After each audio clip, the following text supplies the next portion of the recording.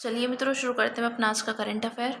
देखते हैं हमारी आज की जितनी भी महत्वपूर्ण खबरें हैं सभी पे विस्तार से चर्चा और विश्लेषण करते हैं। हमारी पहली न्यूज़ है, जीएसटी में किए गए नए बदलावों ने राज्यों की राजकोषीय स्थिति के समक्ष चुनौतियों को उजागर किया। तो हाल ही में वस्तु एवं सेवा कर में किए गए नवीनतम बदलावों के तहत जीएसटी प्रतिपूर्ति उपकर को समाप्त कर दिया गया है। इससे राज्यों की राजस्व हानि और राजकोषीय स्वायत्ता को लेकर चिंताएं बढ़ गई हैं। जीएसटी प्रतिपूर्ति उपकर का उद्देश्य जीएसटी के लागू होने के बाद राज्यों को होने वाली राजस्व हानि के लिए मुआवजा प्रदान करना है। राज्यों की राजकोषीय स्वायत्ता से संबंधित रुझान। तो राज्यों की राजकोषीय स्वायत्ता का ह्रास। जीएसटी ने कराधान संबंधी शक्तियों को राज्यों से जीएसटी परिषद को हस्तांतरित कर दिया है। गौरतलब है कि जीएसटी परिषद में केंद्र का प्रभुत्व है। व्यय संसाधन के मध्य संतुलन। तो कानून एवं व्यवस्था, स्वास्थ्य, शिक्षा जैसे विषयों पर प्रमुख जिम्मेदारियां राज्यों की होती हैं। जीएसटी के लागू होने के बाद से ज़्यादातर कर वसूलने की शक्ति केंद्र के पास चली गई है। ऐसे में राज्यों के पास खर्च करने की जिम्मेदारी तो बनी रही, लेकिन राजस्व जुटाने की शक्ति कम हो गई है। इससे राजकोषीय असंतुलन उत्पन्न हो रहा है। वित्तीय संसाधन आवंटन में घटती हिस्सेदारी। तो सकल कर राजस्व के प्रतिशत के रूप में राज्यों को मिलने वाला हिस्सा कम हो गया है। ऐसा इस कारण क्योंकि अब अधिक उपकर और अधिभार लागू हो गए हैं। कर बंटवारे के मानदंडों को लेकर असंतोष। तो वित्त आयोग के कर बंटवारे के मानदंडों पर भी सवाल उठाए गए हैं, जो प्राय प्रगतिशील राज्यों को नुकसान पहुंचाते हैं। केंद्रीय हस्तांतरण पर निर्भरता। तो राज्यों के राजस्व में केंद्रीय हस्तांतरण का योगदान 44% है। कुछ राज्यों में इस पर निर्भरता अधिक है, जैसे बिहार 72%। इससे तरलता प्रबंधन प्रभावित होता है और केंद्र में सत्तारूढ़ दल के विपक्षी राजनीतिक दल द्वारा शासित राज्यों में राजनीतिक तनाव उत्पन्न हो सकता है। आगे की राह। तो कर साझाकरण सिद्धांतों में नए सिरे से बदलाव। तो राज्यों की वित्तीय स्वायत्ता को बहाल करने, सहकारी संघवाद को बढ़ाने और केंद्र से मिलने वाले हिस्से पर निर्भरता कम करने के लिए कर राजस्व साझाकरण सिद्धांतों में नए सिरे से बदलाव किए जाने चाहिए। केंद्र सरकार व्यक्तिगत आयकर पर आधारित कर को उन राज्यों के साथ साझा कर सकती है जहां कर एकत्र किया जा सकता है। राज्यों को सशक्त बनाना। तो कुछ राज्य कनाडा मॉडल का सुझाव देते हैं, जहां संघीय सरकार कर राजस्व का 46% एकत्र करती है और 40% खर्च करती है, जबकि उपराष्ट्रीय सरकारें 54% एकत्र करती है और 60% खर्च करती हैं। इससे राज्यों को अधिक स्वायत्ता और सुविधा मिलती है। राजकोषीय स्थिति की निगरानी। तो राजकोषीय स्थिति सूचकांक जैसे साधनों का उपयोग करना चाहिए और राज्यों की वित्तीय स्थिति को बेहतर करने के लिए सक्रिय उपाय करने चाहिए। फिर नेक्स्ट है, अंतर्राष्ट्रीय प्रकृति संरक्षण संघ की विश्व संरक्षण कांग्रेस 2025 अबू धाबी में संपन्न हुई। तो यह विश्व संरक्षण कांग्रेस प्रत्येक 4 साल में एक बार आयोजित की जाती है। इसमें सदस्यों की सभा होती है, जो IUCN की सर्वोच्च निर्णय निर्माणकारी संस्था है। सदस्यों की सभा में प्रस्तुत प्रमुख प्रस्ताव। तो रणनीतिक विजन, 20 वर्षीय रणनीतिक विजन और अगले 4 साल की अवधि के लिए एक नया कार्यक्रम अनुमोदित किए गए। Abu Dhabi call to action. तो इसके तहत निम्नलिखित 5 क्षेत्रों में कार्यों का संपन्न करना है। प्रकृति की मानव कल्याण की बुनियादी के रूप में पुनः पुष्टि करना, बहुपक्षवाद को सशक्त बनाना, न्याय और समावेशन सुनिश्चित करना, ज्ञान और नवाचार को बढ़ावा देना तथा प्रकृति और जलवायु कार्यवाही के लिए संशोधनों को बढ़ाना। नए सदस्य। IUCN में 100 से अधिक नए सदस्य शामिल किए गए। इनमें 6 नए देश हैं, आर्मेनिया, तजाकिस्तान, मार्शल द्वीप, गैबोन, तुवालू और जिम्बाब्वे। सिंथेटिक बायोलॉजी और प्रकृति संरक्षण पर प्रथम नीति। इस नीति में कहा गया है कि सिंथेटिक बायोलॉजी से बड़े लाभ मिल सकते हैं, जैसे लुप्त आनुवांशिक विविधता को पुनर्स्थापित करना या आक्रामक विदेशी प्रजातियों को नियंत्रित करना। हालांकि इससे अनचाहे पारिस्थितिक दुष्प्रभावों का खतरा भी है, इसलिए एक संतुलित नीति आवश्यक है। जीवाश्म ईंधन। तो जीवाश्म ईंधन के उत्पादन को पर्यावरण के लिए सीधा खतरा माना गया, इसलिए इसके उत्पादन और उपयोग को चरणबद्ध रूप से समाप्त करने पर एक संधि तथा न्यायसंगत तरीके से स्वच्छ ऊर्जा अपनाने की अपील की गई। वन्यजीव व्यापार। तो पालतू जानवरों के रूप में रखे जाने वाले जंगली जानवरों के व्यावसायिक व्यापारों को नियंत्रित करने के लिए नियम प्रस्तावित किए गए।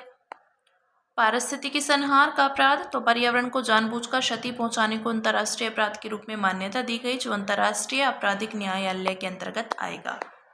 देखते हैं IUCN के विषय में। तो इसकी स्थापना 1948 में हुई थी। IUCN अब विश्व का सबसे बड़ा और सबसे विविधतापूर्ण पर्यावरण नेटवर्क है। मुख्यालय है ग्लैंड, स्विट्जरलैंड। सदस्यता इसके 1400 से अधिक सदस्य हैं। इनमें देश गैर सरकारी संगठन और अनुसंधान संस्थान शामिल है। भारत भी इसका एक सदस्य है। गवर्नेंस, तो IUCN विश्व संरक्षण कांग्रेस के सदस्यों की सभा सर्वोच्च शासी निकाय है। जब यह कांग्रेस सत्र में नहीं होती, उस बीच के समय में IUCN परिषद संगठन के सभी महत्वपूर्ण निर्णय लेती है तथा उसके काम की देखरेख करती है। मुख्य पहले red list, world heritage outlook, संरक्षित क्षेत्रों पर विश्व डेटाबेस आदि। फिर नेक्स्ट है सुंदरबन जलीय कृषि मॉडल को FAO वैश्विक मान्यता पुरस्कार प्राप्त हुआ। तो मैंग्रोव पारिस्थितिकी तंत्र में संधारणीय जलीय कृषि मॉडल को संयुक्त राष्ट्र के खाद्य एवं कृषि संगठन से वैश्विक तकनीकी मान्यता प्राप्त हुई। SAIME मॉडल को nature, environment and wild life society द्वारा विकसित किया गया। इसके विषय में देखते हैं। SAIME एक बहुहितधारक भागीदारी पहल है। इसका उद्देश्य दक्षिण एशिया में मैंग्रोव पारिस्थितिकी तंत्र का संरक्षण सुनिश्चित करने हेतु झींगे के व्यापार में रूपांतरणकारी प्रक्रियाओं को मजबूत करना है। सुंदरबन में SAIME का लक्ष्य एक मजबूत पारितंत्र बनाना है। इसके तहत खारे जल में जलीय कृषि की एक मानक प्रक्रिया विकसित की जा रही है, जिसमें स्थानीय ब्लैक टाइगर श्रिम्प को मुख्य रूप से शामिल किया गया है। यह एक समग्र पारितंत्र आधारित दृष्टिकोण है। साथ ही खारे जल में जलीय कृषि करने वाले किसानों को इस मानक प्रक्रिया में प्रशिक्षित किया जा रहा है। यह पहल पारिस्थितिकी तंत्र आधारित जलवायु के अनुकूल और संरक्षण से जुड़े आजीविका संबंधित दृष्टिकोण का एक बेहतरीन उदाहरण है। इसका उद्देश्य प्राकृतिक कार्बन सिंक के रूप में मैंग्रोव को समेकित करके ब्लू कार्बन उत्सर्जन को कम करना है। साथ ही किसानों, संस्थानों, ब्रीडिंग एवं प्रमाणन के माध्यम से बाजार तक पहुंच को बढ़ाना, ताकि उत्पाद को उचित मूल्य मिल सके एवं समावेशी समृद्धि सुनिश्चित हो सके। वित्त पोषण, तो इसे ग्लोबल नेचर फंड द्वारा नेचरलैंड और मर्सिडीज बेंच के सहयोग से वित्त पोषित किया जा रहा है। यह एकीकृत मैंग्रोव जल कृषि को भी लागू करती है। IMA के तहत मैंग्रोव क्षेत्रों में जलीय कृषि करते समय कम संख्या में जलीय जीव रखे जाते हैं। इससे उन्हें बढ़ने के लिए किसी अतिरिक्त आहार की जरूरत नहीं पड़ती एवं वे प्राकृतिक संसाधनों पर निर्भर रहते हैं। सुंदरबन के विषय में देखते हैं। तो सुंदरबन मैंग्रोव वन बंगाल की खाड़ी में गंगा, ब्रह्मपुत्र और मेघना नदियों के डेल्टा में स्थित है।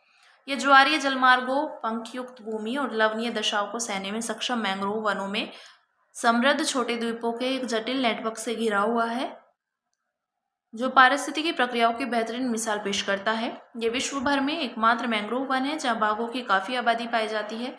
भारत में पश्चिम बंगाल में मैंग्रोव का क्षेत्र सबसे अधिक है। इसके बाद गुजरात और अंडमान एवं निकोबार द्वीप समूह का स्थान आता है। भारत वन स्थिति रिपोर्ट 2023 के अनुसार कुल मिलाकर भारत का कुल मैंग्रोव आवरण 4991.68 वर्ग किलोमीटर है, जो देश के कुल भौगोलिक क्षेत्रफल का 0.15% है। फिर नेक्स्ट है, गूगल के AI मॉडल ने कैंसर उपचार में नई उम्मीद उत्पन्न की। तो C2S स्केल नामक यह मॉडल गूगल डीप माइंड और येल विश्वविद्यालय ने विकसित किया है। इसने कैंसर कोशिकाओं के व्यवहार पर एक नवीन वैज्ञानिक परिकल्पना प्रस्तुत की, जिसे बाद में जीवित कोशिकाओं में प्रयोगों के माध्यम से सत्यापित किया गया। यह डेटा आधारित वैज्ञानिक खोज के माध्यम से कैंसर उपचार में एक बड़ी प्रगति मानी जा रही है। इस मॉडल को अलग अलग कोशिकाओं की भाषा को समझने और जटिल जैविक अंतःक्रिया की व्याख्या करने के लिए बनाया गया है। इसने सिल्मिटासर्टिब नामक एक दवा की पहचान की है, जो ट्यूमर के खिलाफ प्रतिरक्षा प्रतिक्रिया को बढ़ाती है। स्वास्थ्य देखभाल सेवा में AI, तो कोशिकीय भाषा को समझना। C2S स्केल जैसे AI मॉडल्स कोशिकाओं के संकेतकों को डिकोड कर सकते हैं और जटिल जैविक डेटा को समझने योग्य जानकारी में बदल सकते हैं। वैज्ञानिक सहयोगी के रूप में AI, तो यह एक डिजिटल वैज्ञानिक के रूप में कार्य करता है, परीक्षण योग्य परिकल्पनाएं उत्पन्न करता है और उन्हें प्रायोगिक रूप से मान्य करता है। दवा खोज में तेजी, तो AI मॉडल्स हजारों दवा कोशिका अंतःक्रियाओं का अनुकरण कर सकते हैं और पारंपरिक तरीकों की तुलना में कहीं तेजी से नए लक्ष्य खोज सकते हैं। परिशुद्ध चिकित्सा, तो AI व्यक्तिगत आनुवांशिक और कोशिकीय जानकारी के आधार पर व्यक्तिगत उपचार विकसित करने में मदद करता है।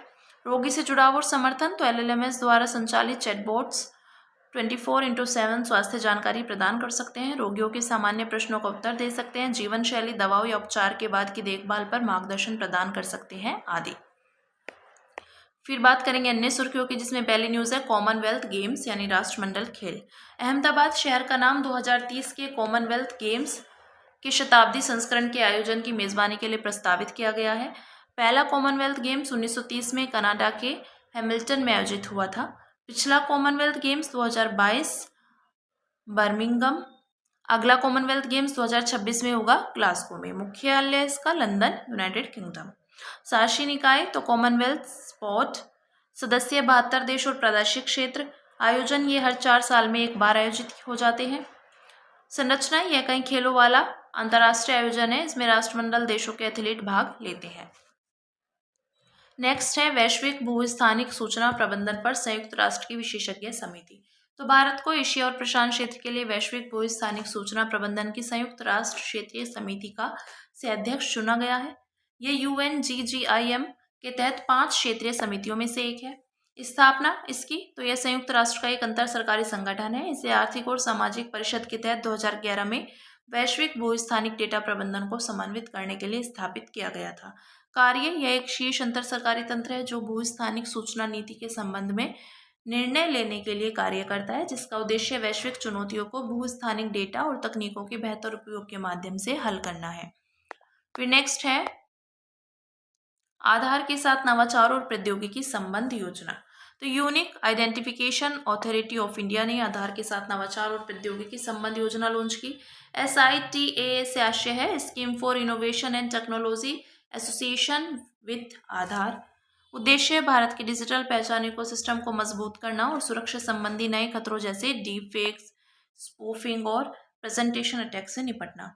कार्यान्वयन एजेंसी है केंद्रीय इलेक्ट्रॉनिक्स और सूचना प्रौद्योगिकी मंत्रालय के तहत UIDAI। मुख्य क्षेत्र बायोमेट्रिक सत्यापन, AI या ML समाधान, डेटा प्राइवेसी और उन्नत बायोमेट्रिक सुरक्षा। ये कार्यक्रम प्रायोगिक स्तर पर कुछ प्रारंभिक चुनौतियों जैसे चेहरे की वास्तविकता का पता लगाना, प्रेजेंटेशन अटैक का पता लगाना और कॉन्टैक्ट लेस फिंगरप्रिंट सत्यापन के साथ में शुरू होगा। फिर नेक्स्ट है मर्कोसुर। तो भारत और ब्राजील ने भारत और मर्कोसर ब्लॉक के बीच मौजूद प्रिफरेंशियल ट्रेड एग्रीमेंट के दायरे को बढ़ाने पर सहमति जताई। इसके विषय में देखते हैं। इसकी शुरुआत 1991 में हुई थी। मुख्यालय है मोंटेवीडियो यानी उरुग्वे में। यह दक्षिण अमेरिकी देशों का ट्रेड ब्लॉक है जो मुक्त व्यापार और आर्थिक सहयोग को बढ़ावा देता है। सदस्य देश हैं अर्जेंटीना, बोलीविया, ब्राजील, पराग्वे और उरुग्वे। वेनेजुएला की सदस्यता निलंबित कर दी गई है। Governance common market council, common market group, Mercosur trade commission. भूमिका की बात करें तो एक कस्टम्स यूनियन के रूप में कार्य करता है। इसमें एक समान एक्सटर्नल टैरिफ होता है जो क्षेत्रीय आर्थिक एकीकरण को आसान बनाता है। फिर नेक्स्ट है पादपों की नई किस्मों के संरक्षण के लिए अंतर्राष्ट्रीय संघ। तो GRAIN द्वारा प्रकाशित एक रिपोर्ट में बताया गया कि मुक्त व्यापार समझौते की बढ़ती संख्या देशों को UPOV कन्वेंशन 1991 के मानकों को अपनाने के लिए बाध्य कर रही है। इसकी स्थापना 1961 में हुई थी। इसका मुख्यालय जिनेवा, स्विट्जरलैंड में है। UPOV का पूर्ण रूप पादपों की नई किस्मों के संरक्षण के लिए अंतर्राष्ट्रीय संघ मिशन। यह एक अंतर सरकारी संगठन है। इसका उद्देश्य पादप किस्मों के संरक्षण की एक प्रभावी प्रणाली प्रदान करना और उसे बढ़ावा देना है। यह कृषि और खाद्य सुरक्षा के लिए पादपों की नई और बेहतर किस्मों के विकास को प्रोत्साहित करने हेतु ब्रीडर्स राइट प्रदान करता है। यह एक प्रकार का बौद्धिक संपदा अधिकार है। कन्वेंशन 1991 तो यह पादप किस्मों के विकास करने वालों के अधिकारों को सशक्त करता है। साथ ही सदस्य देशों के किसानों द्वारा अपनी फसल के बीज सुरक्षित रखने के विशेष अधिकार को वैकल्पिक बनाता है। भारत की स्थिति तो भारत इस कन्वेंशन का सदस्य नहीं है। इसके बजाय वह अपने स्वयं के सोई जेनेरिस कानून और पादप किस्मों और किसान अधिकार संरक्षण प्राधिकरण अधिनियम 2001 का उपयोग करता है। 2001 का कानून ब्रीडर्स और किसान दोनों के अधिकारों की विशिष्ट रूप से रक्षा करता है। फिर नेक्स्ट है डोपामाइन। तो डिजिटल तकनीकों की नोटिफिकेशन, लाइक्स और कंटेंट फीड्स हमारे मस्तिष्क में डोपामाइन रिलीज करते हैं। ये बोर्ड आधारित प्रणाली का उपयोग करके हमें बार बार फोन या ऐप चेक करने के लिए प्रेरित करती हैं। इससे लत जैसी आदतें और ध्यान भंग होना जैसी समस्याएं उत्पन्न होती हैं। डोपामाइन मस्तिष्क का फील गुड न्यूरोट्रांसमीटर है जो प्रेरणा, इनाम और आनंद से जुड़ा होता है। यह आनंददायक अनुभवों के दौरान जारी होता है जैसे भोजन, उपलब्धियां, सामाजिक संपर्क। यह मूल रूप से पुरस्कार के माध्यम से लर्निंग को बढ़ावा देता है। नशे की लत वाले पदार्थ का सेवन भारी मात्रा में डोपामाइन का स्राव करते हैं। इससे मस्तिष्क संवेदनहीन हो जाता है और व्यक्ति को वही आनंद पाने के लिए अधिक मात्रा में सेवन की जरूरत पड़ती है जिससे लत लग जाती है। नेक्स्ट है state of finance for forest 2025। तो संयुक्त राष्ट्र पर्यावरण कार्यक्रम ने पहली state of finance for forest 2025 report जारी की है। रिपोर्ट 2023 में सार्वजनिक और निजी स्रोतों से वन वित्त पोषण की वैश्विक स्थिति प्रदान करती है। इसके मुख्य बिंदु देखते हैं तो वित्त पोषण की भारी कमी। तो रिपोर्ट के अनुसार वर्तमान वित्त पोषण और 2030 तक वैश्विक वन लक्ष्यों को प्राप्त करने के लिए आवश्यक निवेश के बीच 216 बिलियन अमेरिकी डॉलर का वार्षिक अंतर मौजूद है।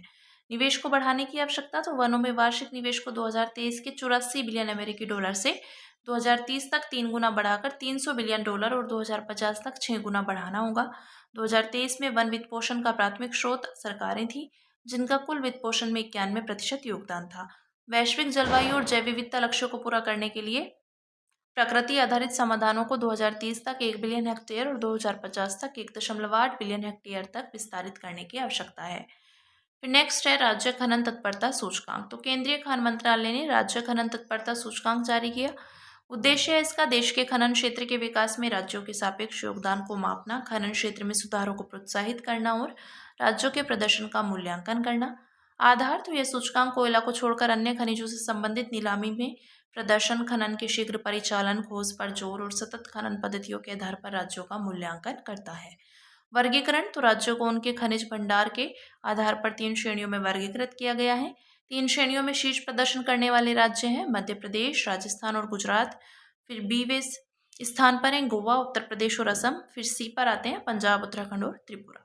फिर अंत में बात करेंगे सुर्खियों में रहे स्थल की, जो है ब्राज़ील। राजधानी है ब्रासीलिया। तो ब्राज़ील के उपराष्ट्रपति की उपस्थिति में भारत ब्राज़ील व्यापार संवाद आयोजित किया गया। भौगोलिक अवस्थिति की बात करें तो ब्राज़ील दक्षिण अमेरिका महाद्वीप का सबसे बड़ा देश है। सीमावर्ती देश हैं चिली और इक्वाडोर को छोड़कर शेष सभी दक्षिण अमेरिकी देशों से इसकी सीमा लगती है। दक्षिण पश्चिम में अर्जेंटीना और पराग्वे, पश्चिम में बोलीविया और पेरू, उत्तर पश्चिम में कोलंबिया, उत्तर में वेनेजुएला, गुयाना, सूरीनाम और फ्रेंच गुयाना। सीमावर्ती जल निकाय अटलांटिक महासागर। भौगोलिक विशेषताएं हैं अमेजन बेसिन के अधिकांश हिस्सा इसी देश में मौजूद है। गौरतलब है कि अमेजन बेसिन दुनिया की सबसे बड़ी नदी प्रणाली और उष्णकटिबंधीय वर्षावन है। यहाँ पंपास और पेंटानल आर्द्रभूमियां पारिस्थितिकी तंत्र मौजूद हैं। प्रमुख नदी प्रणालियां अमेजन, पैराग्वे, पराना, प्लाटन नदी प्रणाली, टोकानतिन्स, अरागुआया प्रणाली और साओ फ्रांसिस्को नदी। ये बात की हमने ब्राजील की। तो हमारी आज की जितनी भी महत्वपूर्ण खबरें थी हमने सभी पे विस्तार से चर्चा और विश्लेषण किया। अब इसी के साथ मिलते हैं कल अपनी नई खबरों के साथ।